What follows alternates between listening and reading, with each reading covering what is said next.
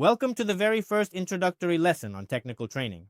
Today, we will learn the proper way to grip your racket, how to hold it correctly, the essential stances for table tennis, and go through foundational ball control exercises so that you can learn to control the ball effectively. At the end of the lesson, you will have specific homework assignments to practice. Let's get started. The first thing we'll begin with is the racket grip. We have the penhold grip, which is the Asian style, and the classic European grip. It is also called the shake hand grip or handshake grip. We will be studying the European grip specifically, and the entire course is structured around this grip. How do you hold the racket correctly?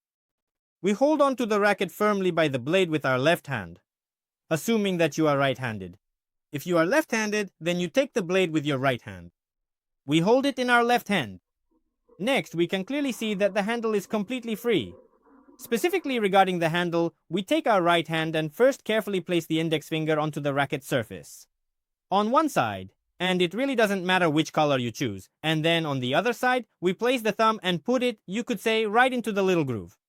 Right here, exactly where it is located, yes, it lies perfectly flat against the surface.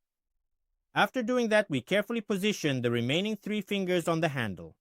The pressure is applied primarily by the index finger and the thumb, and the middle finger also helps a little bit to hold it securely in place. The ring finger and pinky rest lightly against the handle. Next, make sure that your index finger does not drop down or go beyond the edge of the racket and stays firmly in place. In other words, it shouldn't move over to this side here. Yes, it should lie exactly along the edge and stay right here. We also want to make sure that we don't lift the thumb up at all, like this. So it should be positioned slightly lower. There you go, perfect. So the racket is relaxed. Both of these 2 fingers should be relaxed. There you go, that's what we have here. This is the European grip. Now, pay attention, an important detail about the grip. First, make sure that the tip doesn't point upwards. That's incorrect. Why does this happen? It's because you might be gripping with these 3 fingers, and as a result, your wrist automatically lifts up. Now, the next point. Many beginners tend to grip the racket too tightly. So how can you check this?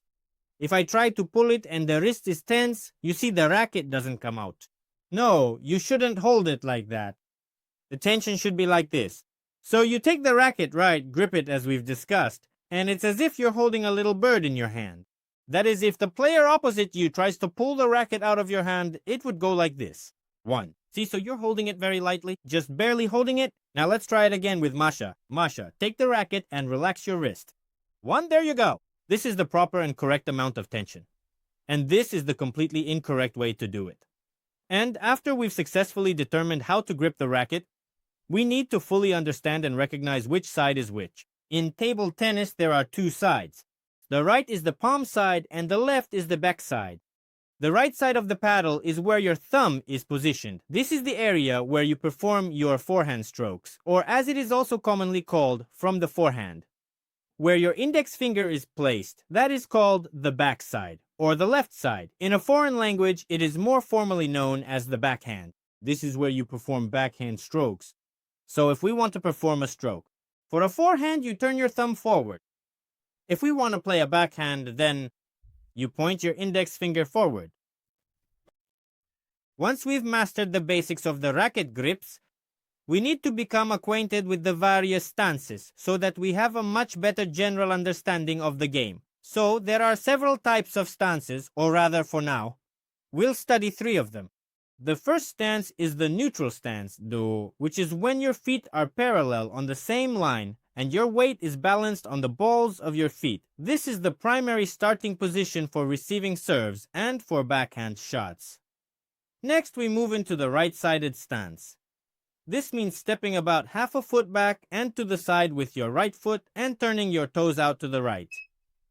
This is what we call our right-sided stance. This specific position is primarily used for forehand shots.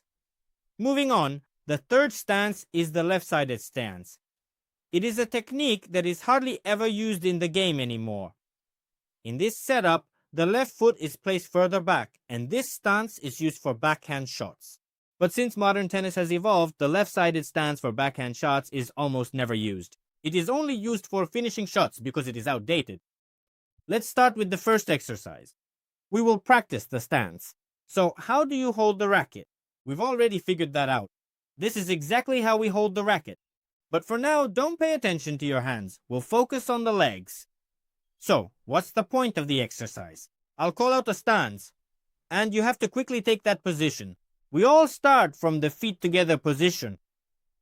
So, neutral stance. 1 step to the side, bend your knees. Alright, again, feet together, right-sided stance.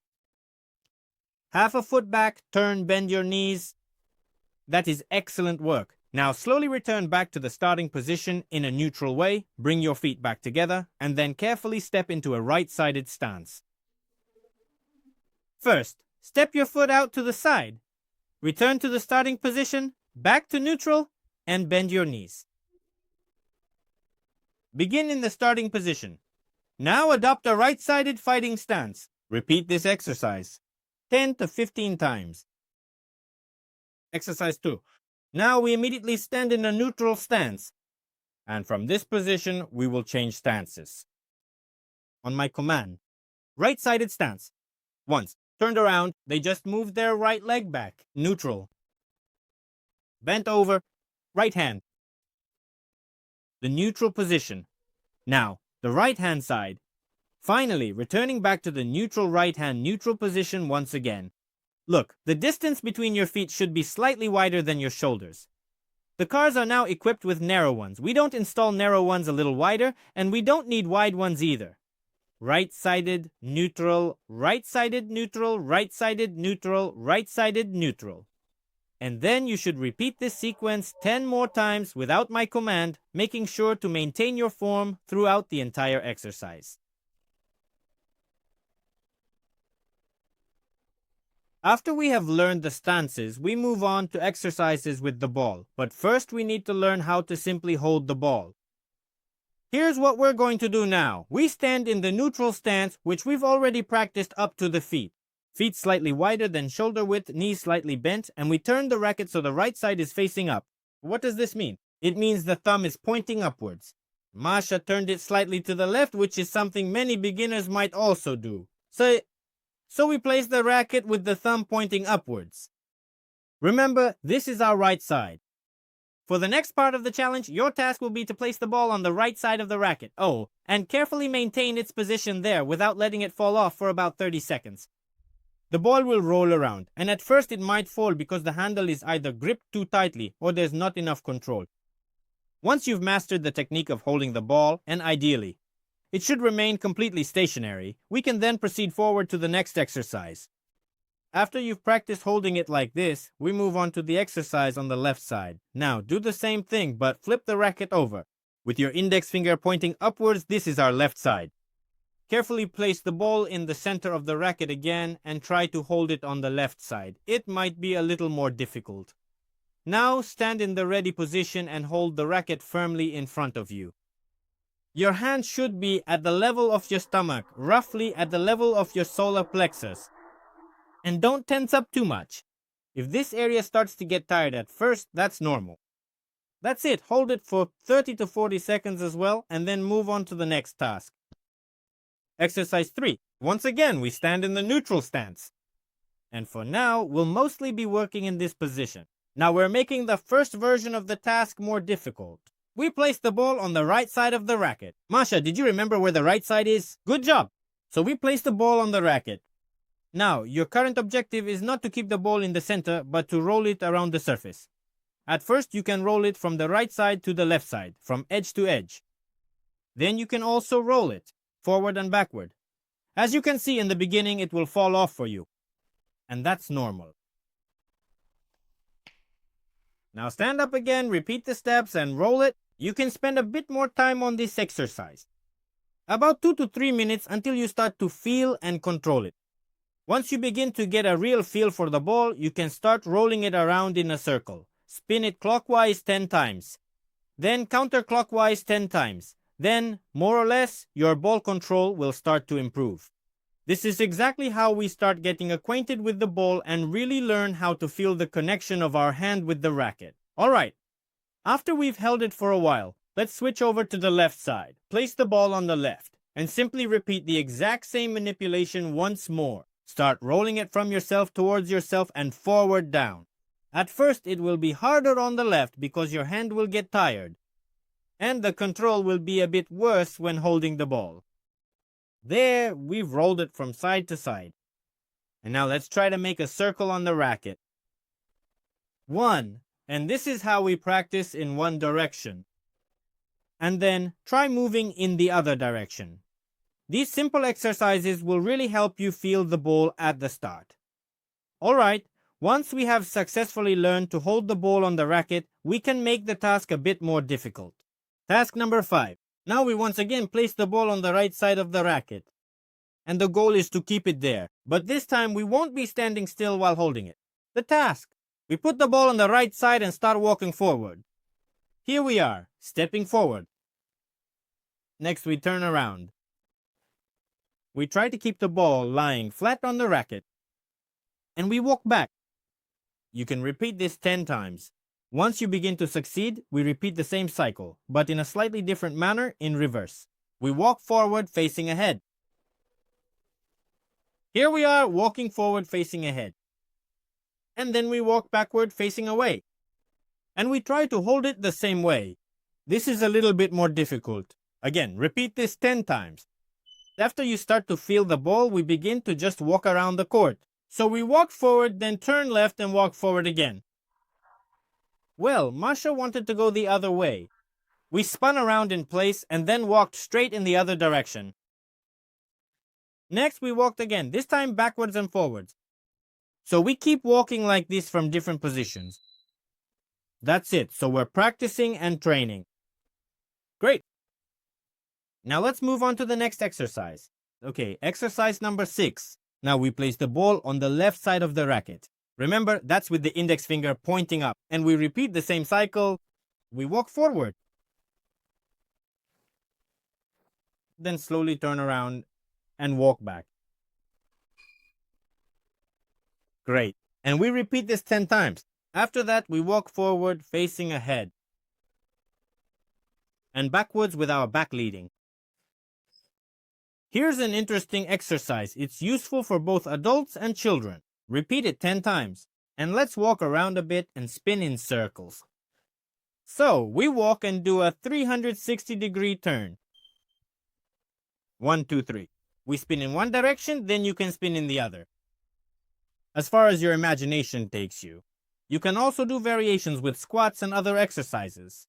The main thing is to always try to keep the ball on the racket. See, Masha dropped it, so Masha needs to practice squatting with it. And now we move on to exercises for ball juggling. Let's start with the first preparatory exercise before the main juggling drills. This is juggling across the table. Exercise 7. Look, here's the task. We take the ball in our left hand and throw it onto the table. Throw it a couple of times, like Masha just did. Excellent. Now watch after the throw. You need to turn the racket so that the blade is facing up with the right side. And when the ball starts to descend, we make a hit. And just so that the ball bounces right off the table again. Let's go ahead and try it once or twice. So that's the point of the exercise. We hit the ball once with the right side. We try to hit it with the center of the racket and let it bounce off the table. One time with the racket, one time it touches. Do this 100 times, alternating. And we try to do it this way. 10 times in a row. There we managed 10, now let's try for 20. Once you feel comfortable and start controlling the ball effectively, you can move on to the next part of the exercise. Now we are going to perform the exact same thing using the left side of your racket. That is, we turn the racket so that the index finger is pointing up, try to hit the ball with the center of the racket, and do the same for a set number of times. Let's go. Masha throws. 1, 2, 3, 4, 5, and 6. There you go, that is absolutely wonderful. Just like that. If you can do it this steadily and well, you can just do 100 repetitions. And then move on to the next exercise. But in any case, do it 100 times. Not necessarily all at once, but over several attempts. There you go. And when it becomes really easy for you, you can spin the racket once with the right side, play once with the left. Right, left, right. Left. In other words, if you have enough dexterity and coordination, you can also try this version of the exercise. After you've learned to juggle like this, we'll move on to the main exercises. Exercise 9. Juggling on the right side. This exercise is already significantly more difficult because you have to keep the ball up several times in a row, and beginners often make quite a lot of mistakes here. Let's start by analyzing the mistakes. The first is raising the arm too high, and then they start juggling in front of themselves with an outstretched arm or at eye level. At first it seems like this is control, but it's actually incorrect execution. And the second common mistake is when you start juggling but the ball barely bounces at all. That is, it bounces only about a centimeter, which also doesn't allow you to really feel the ball or the tension in your wrist. That's why we move our hand slightly away from the body. Our arm is bent at a 90-degree angle and at about stomach level. The primary goal we have is for the ball to rise approximately to eye level, and you will need to complete this exercise 100 times in this specific format. This is the control standard. At first, you'll manage fewer repetitions, and that's normal. If you can't juggle the ball at all yet, you can start as follows. Start by taking the ball in your left hand and then drop it straight downwards. Next, hit it back upwards with the racket as it comes down. Do it once, catch it, then try it again. Throw, and catch it one more time. Repeat this 10 times, and once you get the hang of it, start doing 2 repetitions at a time. That is simply toss it up, 1, 2, and bring it back down. Toss it up, 1, 2, and bring it back down. Toss it up, 1, 2, and bring it back down. You will need to perform this specific exercise at home every single day. And until you eventually reach a total of 100 repetitions by the time we get to the 10th lesson, we will be aiming for an excellent performance standard. Now, let's move on to exercise number 10, which is the final one in this lesson. We carefully turn the racket over to the left side and start bouncing the ball using the left side of the racket face. Here, everything is exactly the same. The handle drops down to the level of your stomach, and we try to make the hit almost up to eye level. That is, we hold it. Hitting with the left side is, I warn you, much more difficult right away. And you need to practice. Again, we start with 1 repetition. Then we do 2 repetitions. 1, 2. Once you really start to get the hang of it, try to do it 10 times at first. 3, 4, 5, 6. And then it's 7, 8, 9, and 10. Then we work up to 20. But as you can see, Masha lost control and the ball started flying above her head. So we try to control our strength. Well, Masha, I hope that by the 10th lesson you'll also learn to juggle correctly and will pass the test along with everyone else. Congratulations on completing your first lesson. But that's not all for today. Right now, I'm going to give you a few specific homework assignments that you need to practice. This will help you reinforce what we've covered today, and you'll be able to learn much more quickly in the upcoming lessons. So, the first task is to repeat what we've done in the stance in any order you like. Begin by standing in a neutral stance, slightly bending your knees. And then you will need to transition your body from the neutral stance into the right-sided stance. At first, you can put your feet together and turn your right foot out half a step to make it easier for you. Then, put your feet together again and return to the neutral stance. You can repeat this 20 to 30 times.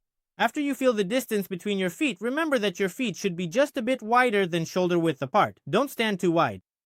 Don't stand too narrowly or straight either. Just bend your knees a little, as much as is comfortable for you, and switch your stance. Now, the next exercise, which you need to repeat 50 times, is as follows. Stand in a neutral stance, then move your right foot to the side, half a foot length into a right-sided stance, then back to neutral, right-sided, neutral, right-sided. Repeat this 50 times. And for the next task, you can repeat all the ball control exercises that we have covered together. But the 2 key exercises that you absolutely must do are juggling. In total, try to juggle the ball 100 times on the right side and then 100 times on the left. In lesson 10, you will have a standard where you need to do 100 consecutive juggles without mistakes. So devote more time to this exercise. That is, if you can't do 100 in a row right away, it's okay. By the 3rd, 4th, or 5th day, you'll start to get much better. So keep practicing diligently. This will help you learn new elements faster.